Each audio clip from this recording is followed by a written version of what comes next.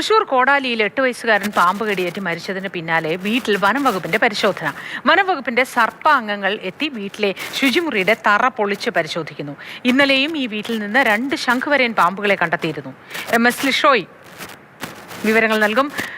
ലിഷോയ്, പരിശോധന എങ്ങനെ പുരോഗമിക്കുന്നു? വീണ്ടും ഈ വീട്ടിൽ നിന്ന് പാമ്പുകളെ കണ്ടെത്തിയ സാഹചര്യത്തിലാണോ ഈ വനം വകുപ്പ് എത്തിയുള്ള പരിശോധന നടത്തുന്നത്?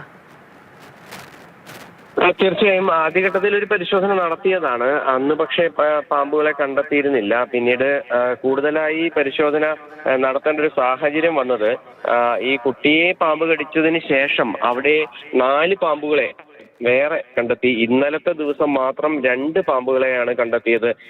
ഇത് ഈ വീട്ടുകാർക്ക് വലിയ ആശങ്ക ഉണ്ടാക്കുന്നതിനോടൊപ്പം തന്നെ അവിടെയുള്ള ആളുകൾക്കൊക്കെ തന്നെ, പരിസരവാസികൾക്കൊക്കെ തന്നെ വലിയ ആശങ്ക ഉണ്ടാക്കുന്നു എന്നുള്ളതാണ്. അതുകൊണ്ടാണ് വനംവകുപ്പ് സർപ്പ അംഗങ്ങൾ ഇന്നെത്തി കൂടുതലായി പരിശോധിക്കുന്നത്. വീടിന്റെ ശുചിമുറി, അതിന്റെ തറ തുരന്ന് അതിനുള്ളിൽ വെള്ളം പുറത്തേക്ക് പോകുന്ന ഭാഗമൊക്കെ തന്നെ വിശദമായി പരിശോധിക്കുകയാണ്. ആ ഭാഗങ്ങൾ പുറത്തു നിന്നും അകത്തു നിന്നും പരിശോധിക്കുന്നുണ്ട്. ഈ പാമ്പ് ഈ വീടിനകത്ത് എവിടെയോ മുട്ടയിട്ടിട്ടുണ്ട് എന്നുള്ളൊരു സംശയമാണ് എന്തായാലും ഇപ്പോൾ ഉള്ളത്. കാരണം മറ്റൊന്നുമല്ല, ഒരേ വലിപ്പത്തിലുള്ള വലിയ ദിവസം പ്രായമില്ലാത്ത പാമ്പിൻ കുഞ്ഞുങ്ങളെയാണ് കഴിഞ്ഞ ദിവസങ്ങളിലൊക്കെ തന്നെ കണ്ടെത്തിയത്. അതുകൊണ്ട് തന്നെ മുട്ട വിരിഞ്ഞതാണോ എന്നുള്ളൊരു സംശയമാണ് ഉള്ളത്.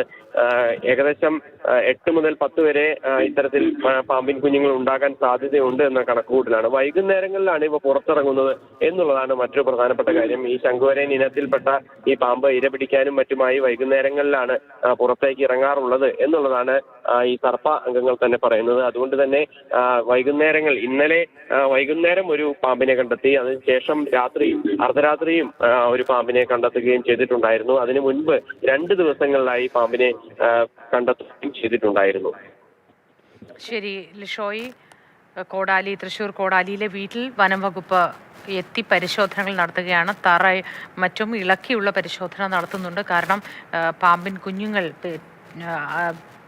വിരിഞ്ഞിറങ്ങിയിട്ടുണ്ടാവണം എന്നാണ് മനസ്സിലാക്കുന്നത്. കാരണം ഒരേ വലിപ്പത്തിലുള്ള പ്രായത്തിലുള്ള പാമ്പിൻ കുഞ്ഞുങ്ങളെയാണ് നേരത്തെ കണ്ടത്. അതിൻ്റെ ബാക്കി ഇനിയും വീട്ടിൽ ഉണ്ടാവണമെന്ന സംശയത്തിലാണ് ഇപ്പോൾ ഈ പരിശോധന നടത്തുന്നത്. വിവരങ്ങൾ നൽകിയത് ലിഷോയാണ്.